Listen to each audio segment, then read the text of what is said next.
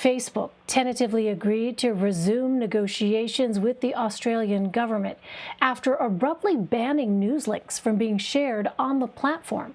Officials say they expect Facebook CEO Mark Zuckerberg to continue talks over the weekend. Facebook is responding to a potential new law that would change the relationship between social media platforms and journalism companies. For more, let's bring in Jennifer Greigel. Jennifer is an associate professor of communication at Syracuse University. Hi there, Jennifer. Thanks very much for being with us. So what led to Facebook's decision to block users from accessing news on its platform in Australia, and how are officials responding to the move?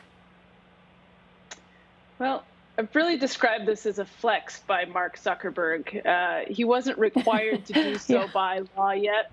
It's still being debated there. So I think he was just, again, using his position in the market, knowing that people have become dependent on Facebook as a means of getting news, and that the news publishers are really kind of reliant on him as well. So this is, again, is an attempt to influence the policy before it's even in place. I mean, it really was sort of seismic, though, when we first heard about this. What are the stakes here, Jennifer, for both news publishers and Facebook? Whatever they end up doing and deciding here, it's really important to note that a single corporation was able to disrupt the news in a country the size of Australia. I mean, that is just notable. It happened really quickly.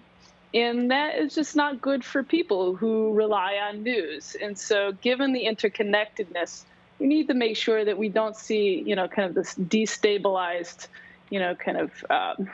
platform in how people access the news. And also, again, this should be a wake-up call for any solutions going forward that maybe they should not involve yet weaving Facebook even further into the news industry. It's proven to be not a good partner in the past, nor today.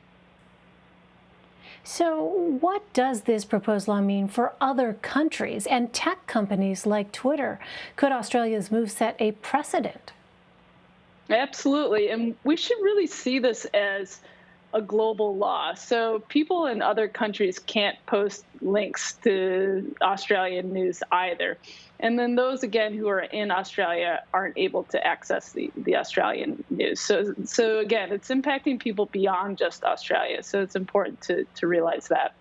And it really entails like what to do about links. And it probably seems a little odd to be paying so much attention to links, especially given that platforms like Instagram, with over 1 billion users, doesn't even really use links anymore. Anyone who's seen that link in bio has probably been pretty annoyed. But it shows that the nature of the web is changing, that there's a lot of ways to, kind of make policy. But at core, what we need to do is make sure that the free press, again, journalists and journalism, are healthy and that people can access it. And there's a lot of ways to go about doing that. And we should be really cautious about any solution, even the proposed one by the government there, that would put Facebook front and center at the distribution channel still. And maybe we should be thinking about how to unwind some of the news industry's relationship with this essentially distributor of news now. It's interesting because, as you know, Jennifer, Google has agreed to pay news publishers. So why is Facebook not taking the same approach? Yeah, fundamentally different approach. So search is, again, kind of what Google is doing for the news. People look for stuff and then they are directed to news articles. What you see on Facebook is that the billions of users around the world are posting links in there to news stories, and then they're hosting essentially that content in that post. So it's a different type of platform and a different type of connection point with the news publishers. The thing we need to remember here, because a lot of people are debating, like, what are links? And they've always been free. Should the news industry be able to bargain with Facebook to negotiate maybe a fee for having that link in there? But, the founder of the World Wide Web, too, had noted, hey, links have always been free, but a hyperlink is what he designed. It's what you're showing here in the background, like text with a link under it. The links that are in Facebook are far more complicated. They have a summary, a description sometimes, a thumbnail. What's happening is that there's so much information that a user doesn't have to click out and maybe read the story. So maybe, not to disrupt progress here, but maybe not every advance in technology should be made available on Facebook for these users to essentially distribute the news without, paying for it in any way or compensating publishers. So again, looking at the actual technology and how the links have been modernized, and if that's disrupting and causing an industry for the news publishing industry too.